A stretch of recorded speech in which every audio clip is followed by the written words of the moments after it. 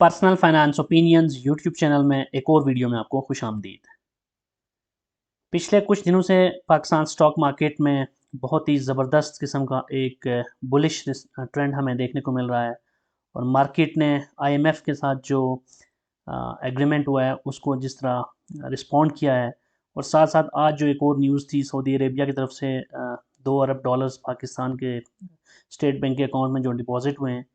तो ये चीज़ें देखकर स्टॉक मार्केट में एक पॉजिटिविटी नज़र आ रही है और एक तवील अरसे से जो एक ख़ज़ां थी, स्टॉक मार्केट मुसलसल नीचे जा रही थी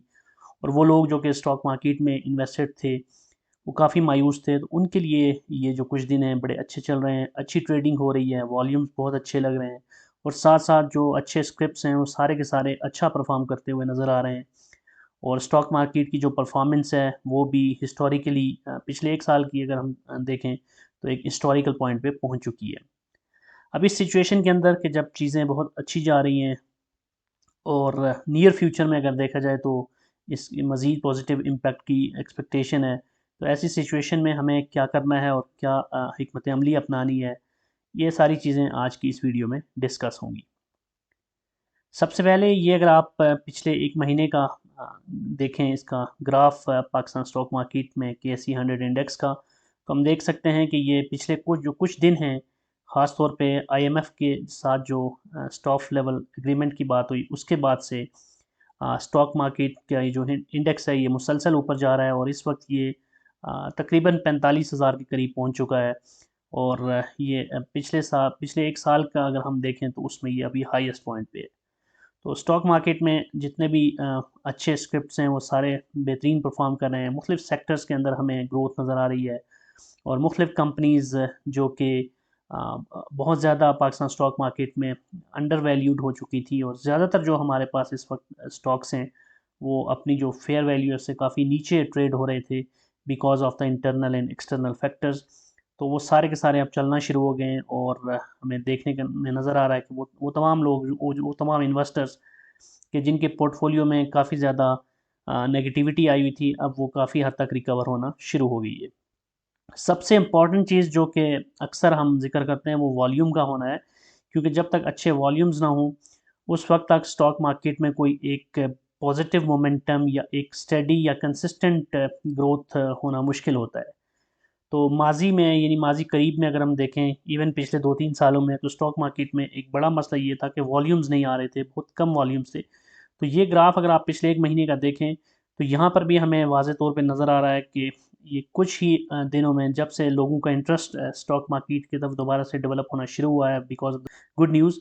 तो उस वजह से जो वॉल्यूम है वो 250 मिलियन के करीब पहुंच चुका है, जो कि कुछ दिन पहले ही हमें 50 मिलियन के करीब नज़र आ रहा था। तो 5 टाइम्स इंक्रीज़ हमें देखने को मिल रही है वॉल्यूम के अंदर। तो वॉल्यूम का बढ़ना इस चीज़ की इंडिकेशन है कि स्टॉक मार्केट के अंदर जो इन्वेस्टर्स हैं, उनका इंटरेस्ट डेवलप होना शुरू हो गया है और उन्हें लगने लगा है कि अब स्टॉक मार्केट एक अपवर्ड ट्रेंड में चलना शुरू हो गई है, तो ये एक अच्छा आपको प्रॉफ़िट दे सकती है। एक और इससे जुड़ी इम्पोर्टेंट चीज़ भी यहाँ पे मेंशन करना ज़रूरी है कि आईएमएफ के साथ जो डिफरेंट कंडीशंस हैं और जिस तरह की शराइत के ऊपर पाकिस्तान को पैसे मिल रहे हैं, उसमें उसकी इम्प्लीकेशंस के तौर पे बहुत सारे डिफरेंट किस्म के टैक्सेस भी लग रहे हैं और मुख्तलिफ अ, जो इन्वेस्टमेंट के ऑप्शंस होते हैं लोगों के लिए, उसमें फिर उनको देखना पड़ता है कि कौन सा ऐसा ऑप्शन है जो कि उनके लिए ज़्यादा वायबल है। पाकिस्तान में अमूमन ये ट्रेंड देखने में आता है कि ज़्यादातर लोगों का जो ध्यान होता है या फोकस होता है वो प्रॉपर्टी की तरफ होता है। लेकिन आपने भी शायद न्यूज़ देखी होंगी कि रिसेंटली प्रॉपर्टी के हवाले से जो टैक्सेशन है वो काफ़ी ज़्यादा हिट कर रही है इन्वेस्टर्स को और फेवरेबल सिचुएशन नहीं है। और साथ-साथ आज ही मैं एक न्यूज़ देख रहा था कि एफपीआर की जो वैल्यूएशन होती है प्रॉपर्टी की, उसको भी चेंज कर रहे हैं और उसमें भी वैल्यूएशन को बढ़ा रहे हैं। वैल्यूएशन बढ़ाने का मतलब ये होगा कि फिर जो टैक्स है वो भी ज़्यादा होगा। फॉर एग्ज़ाम्पल 3% टैक्स है और अगर एफबीआर की वैल्यूएशन किसी प्रॉपर्टी की लेट्स सपोज के 1 मिलियन थी, तो अब अगर वो बढ़कर 1.5 मिलियन या जो भी हो जाती है एग्जांपल के तौर पे, डेफिनेटली ज़्यादा ही होगी, कम नहीं होगी, तो फिर उसकी वजह से उनको टैक्स भी ज़्यादा देना पड़ेगा। तो ये चीज़ें ऐसी हैं कि जिसकी वजह से प्रॉपर्टी का जो सेक्टर है वो मुमकिना तौर पे नेगेटिवली इफ़ेक्ट हो सकता है और अगर प्रॉपर्टी सेक्टर से लोग थोड़ा सा भी डिसहार्ट हुए तो पोटेंशियली फिर उसका जो इन्वेस्टर है उसका जो फॉल है वो स्टॉक मार्केट की तरफ भी ज़्यादा हो सकता है। और स्टॉक मार्केट में जितना ज़्यादा फुटफॉल होगा लोगों का, इन्वेस्टर्स का, उतना ही ज़्यादा यहाँ पे हमें वॉल्यूम्स देखने को मिलेंगे, उतनी ज़्यादा गहमा-गहमी होगी और उतना ही पोटेंशियली जो स्टॉक मार्केट के इन्वेस्टर्स हैं वो फ़ायदा उठा सकते हैं। अब ज़रा हम आज की मार्केट को अगर हम देखें तो यहाँ पर आप देख सकते हैं कि 45,155 पे केएसई 100 इंडेक्स क्लोज हुआ। आज भी 1.28% इंक्रीज़ हुआ, यानी 570 पॉइंट्स इसने ऐड किए। तो यहाँ आप देख सकते हैं अगर हम 1 साल का देखें तो वैसे यहाँ पे भी आपको नज़र आ रहा है कि 1 ईयर चेंज अब पॉजिटिव में चली गई है 7.87%। अदरवाइज़ ये पीछे अगर आप अक्टूबर में देखें उसके बाद 2023 के स्टार्ट में भी देखें तो चीज़ें काफ़ी ज़्यादा ख़राब थी और केएसई 100 इंडेक्स या ओवरऑल पाकिस्तान स्टॉक मार्केट में कोई इतनी अच्छी परफॉर्मेंस नहीं थी, लेकिन यहाँ पर एकदम से हमें एक पॉजिटिव किस्म की एक स्पाइक नज़र आ रही है just because of some of the good sentiments जो कि आईएमएफ के साथ एग्रीमेंट से लिंक्ड हैं और साथ साथ जो दीगर इनफ्लोज आ रहे हैं उसके साथ लिंक्ड हैं।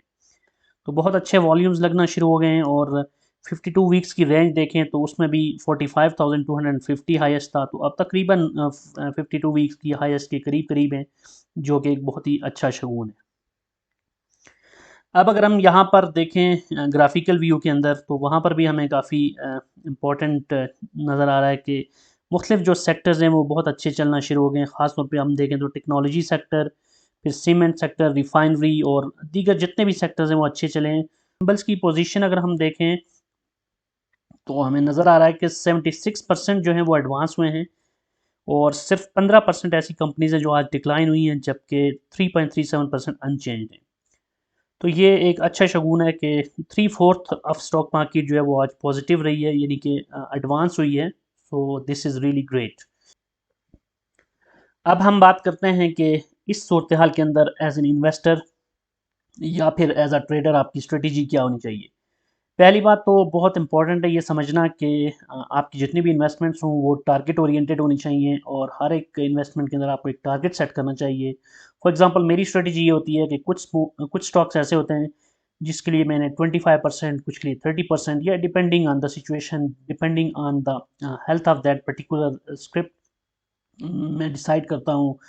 कि कितने परसेंट प्रॉफिट अगर मुझे मिलता है तो मैं उस कैपिटल गेन को अवेल करके इसमें से प्रॉफिट टेकिंग कर लूँगा। और कुछ ऐसे स्टॉक्स होते हैं जिनको मैंने लॉन्ग टर्म के लिए होल्ड रखना होता है और उसमें इवन कि मेरा टारगेट हिट भी हो रहे हैं तो मैं इनको होल्ड रखता हूँ।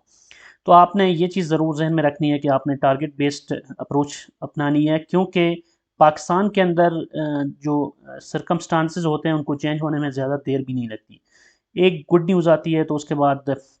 यू नेवर नो कि कल कोई नेगेटिव न्यूज़ आ जाए, कोई और चीज़ हो जाए, तो दोबारा से स्टॉक मार्केट खुदा न खास्ता नीचे भी जा सकती है। तो इसलिए आपको प्रिपेयर रहना चाहिए हर तरह की सिचुएशन के लिए और जहाँ पर भी आपको अच्छे प्रॉफ़िट्स मिल रहे हैं, उन प्रॉफ़िट्स को आपको अटेन कर लेना चाहिए। दूसरी इंपॉर्टेंट चीज़ ये है कि अच्छे शेयर्स में आप बेहतर जो एंट्री पॉइंट्स हैं उसके ऊपर आपको बाइंग करनी चाहिए। अच्छे शेयर से मुराद वो ब्लू चिप स्टॉक्स हैं जो कि डिविडेंड भी अच्छा देते हैं, वो कंपनीज़ जो कि फंडामेंटली स्ट्रॉन्ग हैं और ऐसी कंपनीज़ जिनसे आप फ्यूचर में अच्छा एक्सपेक्ट कर सकते हैं और जो एज़ एन इन्वेस्टर आपको फ़ायदा दे सकती हैं। फिर उसमें रुपी कास्ट एवरेजिंग भी कर सकते हैं। रुपी कास्ट एवरेजिंग मैंने पहले भी वीडियो बनाई थी जिसमें डिटेल में एक्सप्लेन किया था ये क्या होती है। उस वीडियो का लिंक भी मैं डिस्क्रिप्शन में डाल दूँगा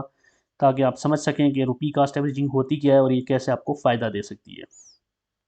अब ये जो बातें मैं बता रहा हूँ ये इन्वेस्टर्स के लिए हैं, ट्रेडर्स के लिए नहीं है, क्योंकि ट्रेडर्स की तो एक टोटली डिफरेंट दुनिया होती है और उनके जो डायनामिक्स होते हैं, उनकी जो गोल्स होती हैं, उनकी स्ट्रेटजीज़ होती हैं, वो टेक्निकल्स पे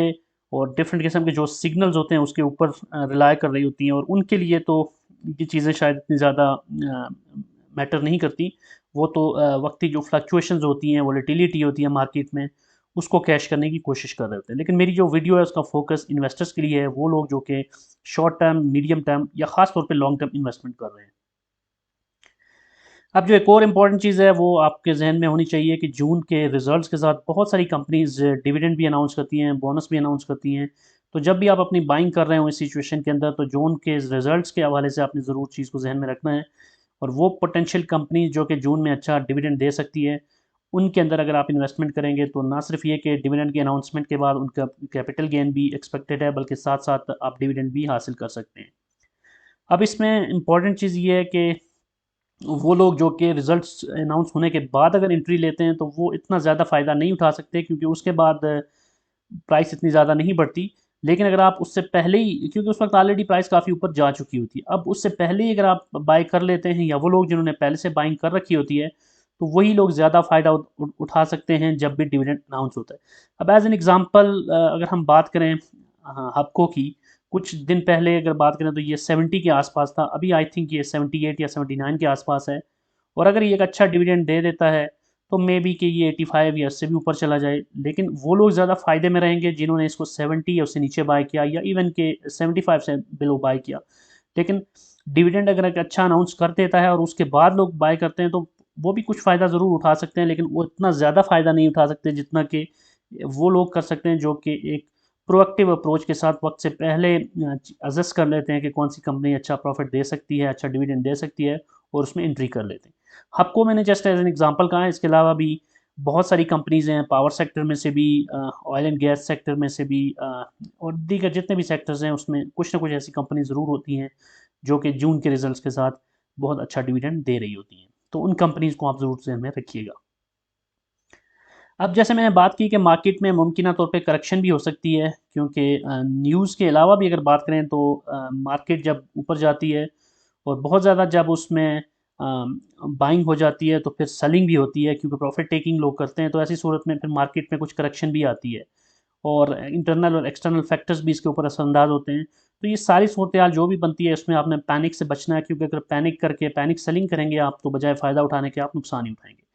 तो अगर आपकी नर्व्स स्ट्रॉन्ग हैं तभी लॉन्ग टर्म इन्वेस्टिंग के लिए स्टॉक मार्केट का रुख कीजिए, क्योंकि कमज़ोर दिल या कमज़ोर स्ट्रेटजी के साथ अगर आप स्टॉक मार्केट में इस वक्त एक एक जो वक्ती तौर पे आपको अच्छा पोटेंशियल नज़र आ रहा है, उसको देख के जंप इन कर लेते हैं, लेकिन कल कला खुदा न खास्ता अगर थोड़ी सी करेक्शन या थोड़ी सी दोबारा से डाउनफॉल आता है, तो उसमें अगर आप पैनिक कर जाते हैं तो फिर आप फ़ायदा उठाने के बजाय मुमकिन तौर पे नुकसान ही उठा सकते हैं। तो बहरहाल ओवरऑल देखा जाए तो स्टॉक मार्केट इस वक्त एक अच्छे ट्रेंड में नज़र आ रही है, अच्छे मोमेंटम में नज़र आ रही है, चीज़ें बेहतरी की तरफ जा रही हैं। तो ऐसी सिचुएशन के अंदर स्टॉक मार्केट में जहाँ भी आपको फ़ायदा हो सकता है उसको कैश कीजिए, और स्टॉक मार्केट में इन्वेस्टमेंट्स अपनी जो हैं उनको बेहतर कीजिए, अपने पोर्टफोलियो को स्ट्रॉन्ग कीजिए, अच्छी कंपनीज़ को अपने पोर्टफोलियो का हिस्सा बनाएं, ताकि मीडियम और लॉन्ग टर्म के अंदर आपको उससे अच्छे से अच्छा फ़ायदा हो सके।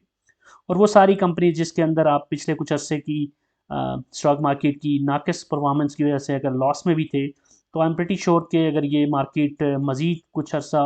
इस पॉइंट पे सस्टेन करती है या इससे ऊपर जाती है, तो आपके जो लॉसेस हैं वो बहुत हद तक कवर हो सकते हैं।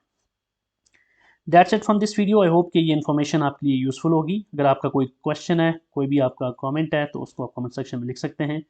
और अगर आपको ये वीडियो पसंद आई है तो चैनल को सब्सक्राइब करना, वीडियो को लाइक करना और बेल आइकन को प्रेस करना मत भूलिएगा। Thank you very much.